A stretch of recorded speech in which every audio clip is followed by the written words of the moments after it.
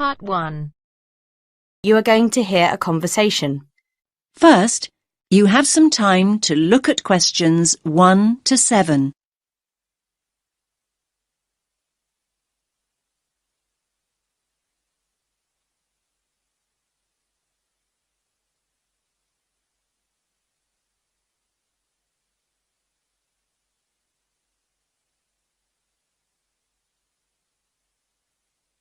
Listen carefully to the first part of the conversation and answer questions 1 to 7.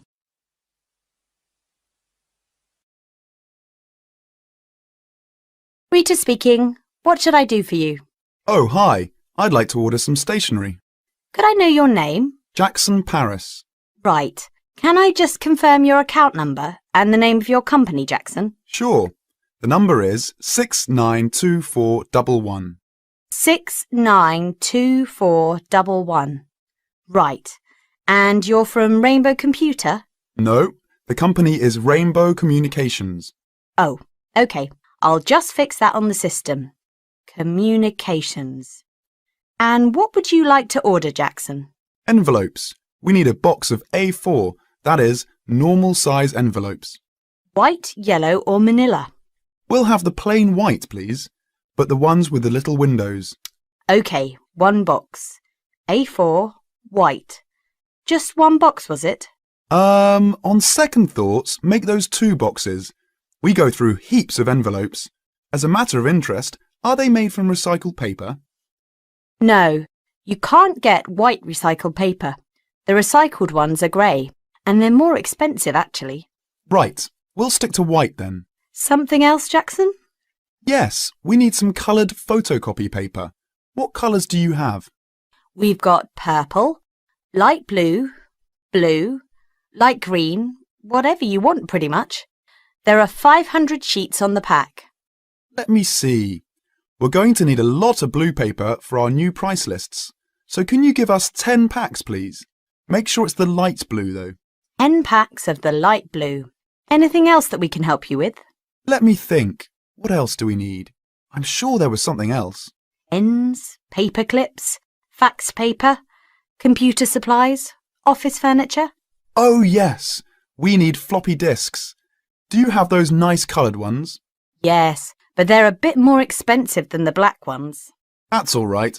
I'm not paying anyway. Right, floppy disks. What about diaries next year? We've got them in stock already, and it's a good idea to order early. No, I think we're all right for diaries, but something we do need is one of those big wall calendars. You know, one that shows the whole year at a glance. Do you stock those? We certainly do. OK, can you include a wall calendar then, with the other stuff? Just make sure it's got the whole year on the one side. Sure. Now you have some time to look at questions 8 to 10.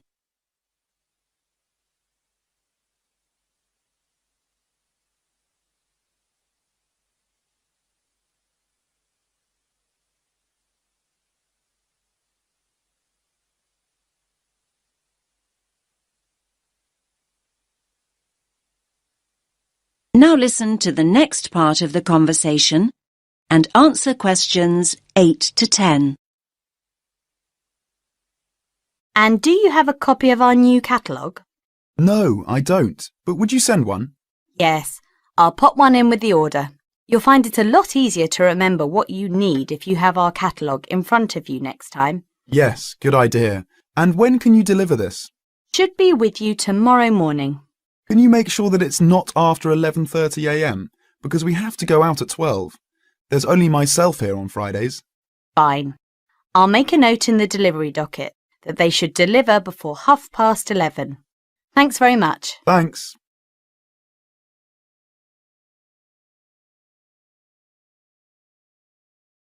That is the end of Part 1. You now have half a minute to check your answers.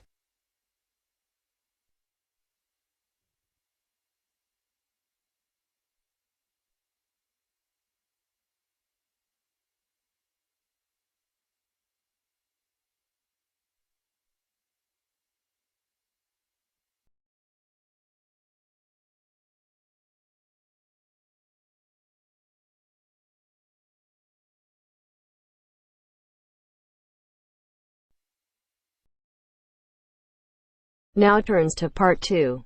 Part 2. You'll hear a lecturer talking to students about a printing process.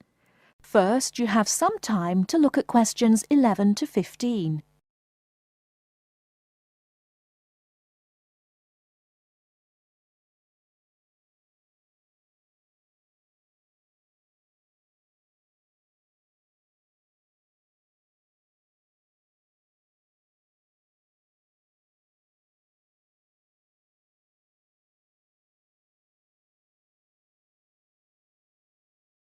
Now, listen carefully and answer questions 11 to 15. As I've made clear in earlier lectures, many different solutions have been proposed to the basic technological problem of getting meaningful marks onto paper. In other words, several different forms of printing have developed over the years, many of which are still in use today for different purposes.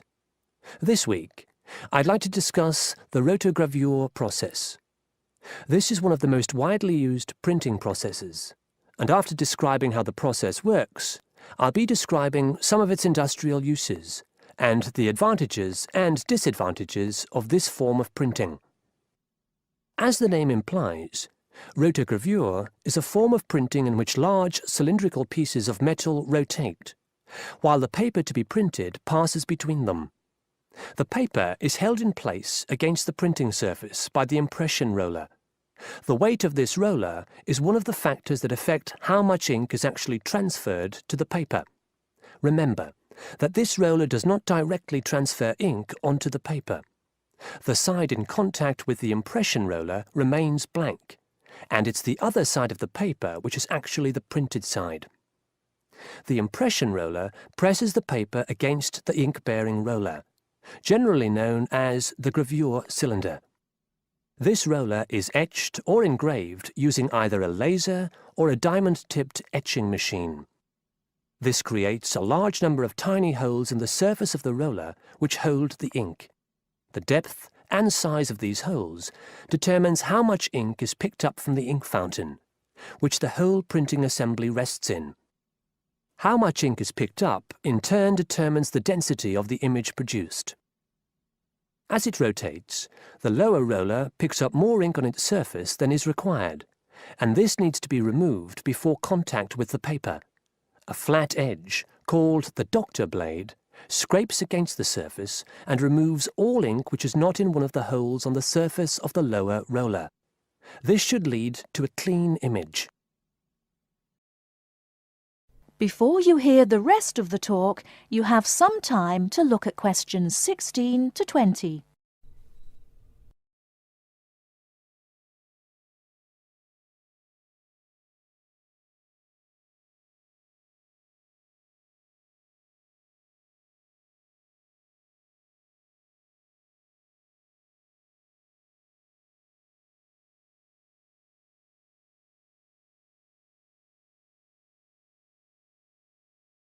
Now listen and answer questions 16 to 20.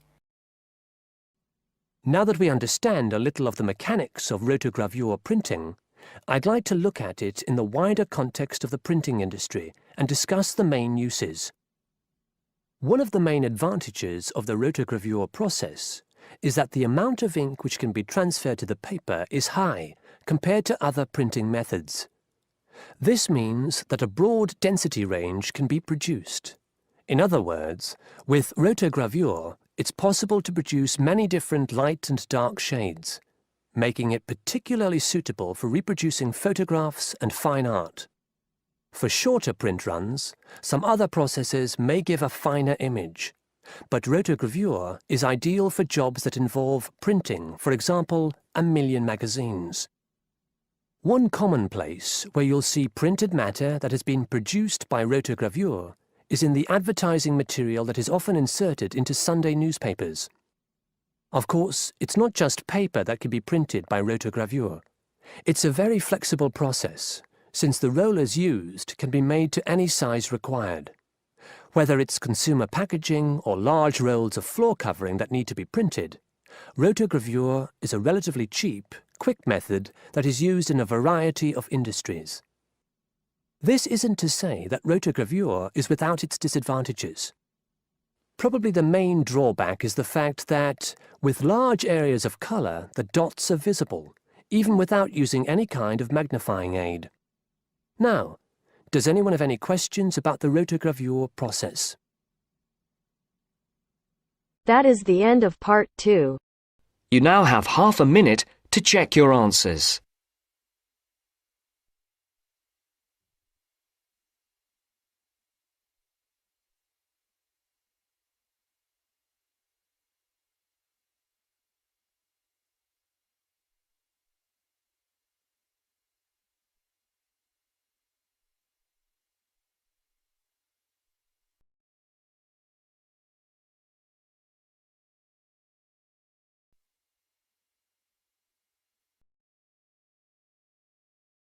Now turns to part 3.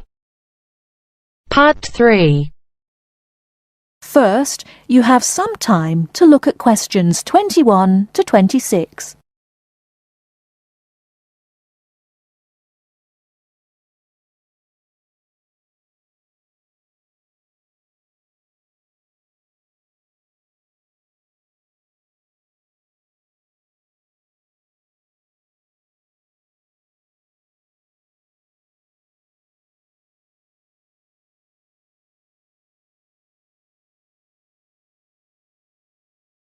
Now listen carefully and answer questions 21 to 26.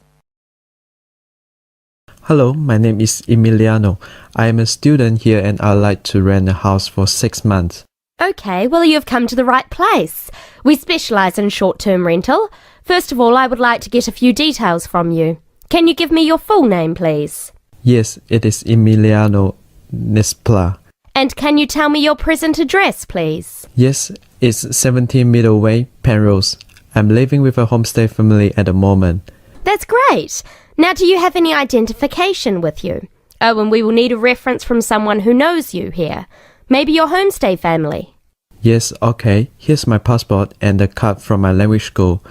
My referees can be Mrs. Alice Thompson. She's my homestay mother and she wouldn't mind, I'm sure. You can contact her at the same address as me, of course. OK.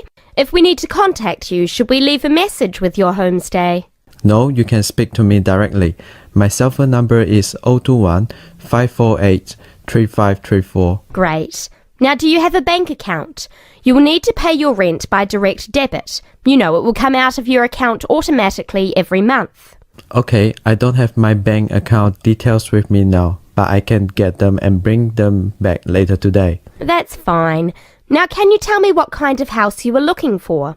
Do you want to rent by yourself? No, I'm looking for a 3-bedroom house.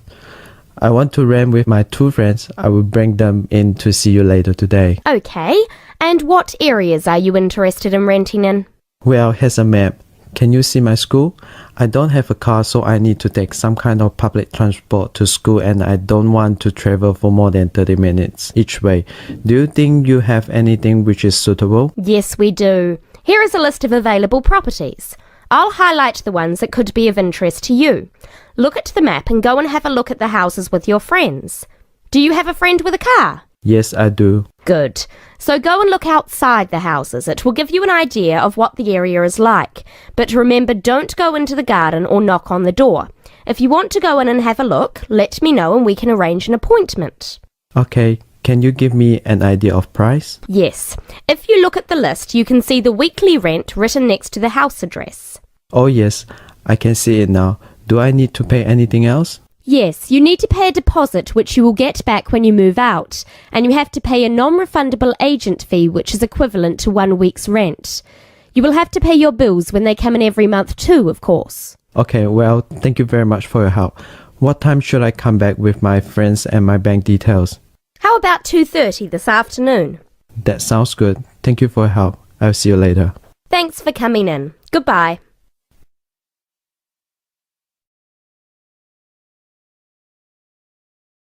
Before you hear the rest of the talk, you have some time to look at questions 27 to 30.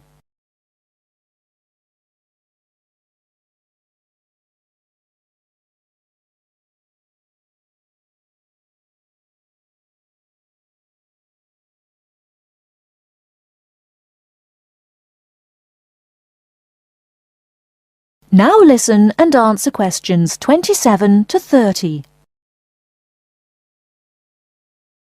Hey, don't throw that can away. Why not? I finished with it. Yes, but you can recycle things like that. Oh, I haven't got time to recycle everything I throw away. That's a terrible attitude.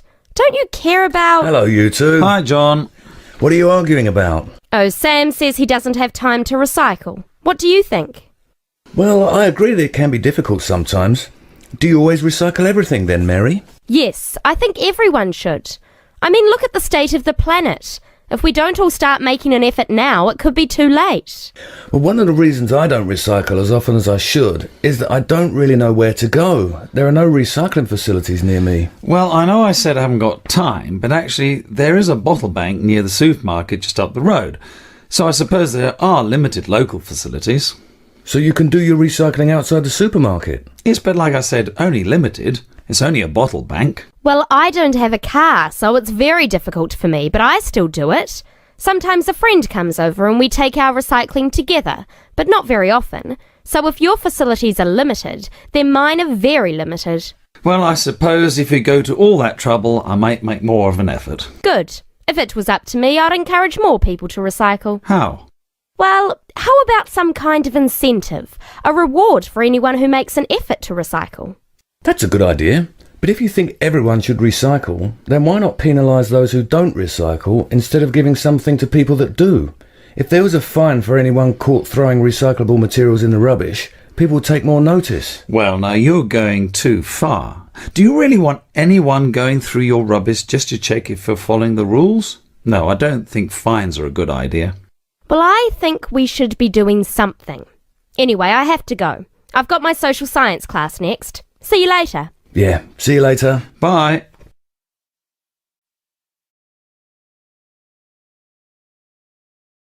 That is the end of part 3. You now have half a minute to check your answers.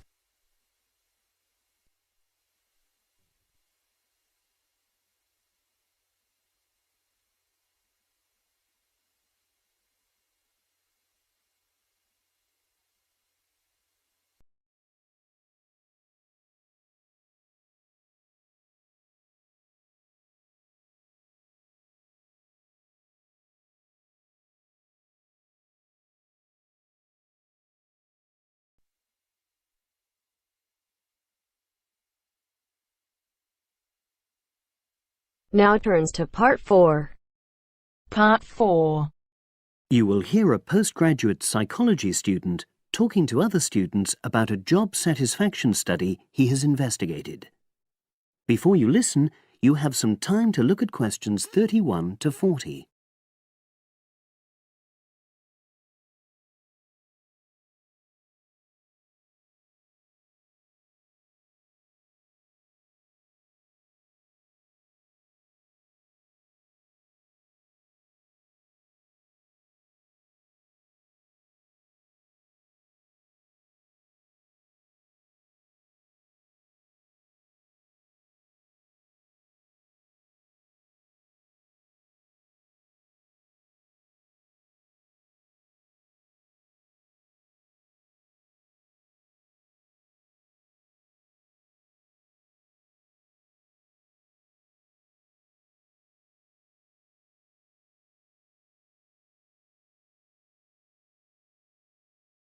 Now listen and answer questions 31 to 40. Good morning, everyone. For my presentation today, I'm going to report on an assignment that I did recently. My brief was to analyze the methods used in a small study about job satisfaction and then to make recommendations for future studies of a similar kind. The study that I looked at had investigated the relationship between differences in gender and differences in working hours and levels of job satisfaction amongst workers. For this purpose, employees at a call center had been asked to complete a questionnaire about their work. I'll summarize the findings of that study briefly now. First of all, female full-time workers reported slightly higher levels of job satisfaction than male full-time workers. Secondly, female part-time workers reported slightly higher levels of satisfaction than female full-time ones did. On the other hand, male part-time workers experienced slightly less job satisfaction than male full-time workers. But although these results seemed interesting and capable of being explained, perhaps the most important thing to mention here is that in statistical terms, they were inconclusive. Personally, I was surprised that the findings hadn't been more definite, because I would have expected to find that men and women, as well as full and part-time workers, would experience different levels of satisfaction. So I then looked more carefully at the methodology employed by the researchers to see where there may have been problems. This is what I found. First of all, the size of the sample was probably too small. The overall total of workers who took part in the survey was 223, which sounds quite a lot, but they had to be divided up into subgroups. Also, the numbers in the different subgroups were unequal. For example, there were 154 workers in the full-time group, but only 69 in the part-time group. And amongst this part-time group, only 10 were male, compared to 59 who were female. Secondly, although quite a large number of people had been asked to take part in the survey, the response was disappointingly low. A lot of them just ignored the invitation. And workers who did respond may have differed in important respects from those who didn't. Thirdly, as the questionnaires had been posted to the call center for distribution, the researchers had had very limited control over the conditions in which participants completed them. For instance, their responses to questions may have been influenced by the views of their colleagues. All these problems may have biased the results. In the last part of my assignment, I made recommendations for a similar study, attempting to remove the problems that I've just mentioned. Firstly, a much larger sample should be targeted, and care should be taken to ensure that equal numbers of both genders and both full and part-time workers are surveyed. Secondly, the researchers should ensure that they are present to administer the questionnaires to the workers themselves. And should they require the workers to complete the questionnaire under supervised conditions so that the possibility of influence from other colleagues is eliminated. Finally, as workers may be unwilling to provide details of their job satisfaction when they are on work premises, it's important that the researchers reassure them that their responses will remain confidential, and also that they have the right to withdraw from the study at any time if they want to. By taking measures like these, the reliability of the responses to the questionnaires is likely to be increased, and any comparisons that are made are likely to be more valid. So, that was a summary of my assignment. Does anyone have any questions? That is the end of part 4. You now have half a minute to check your answers.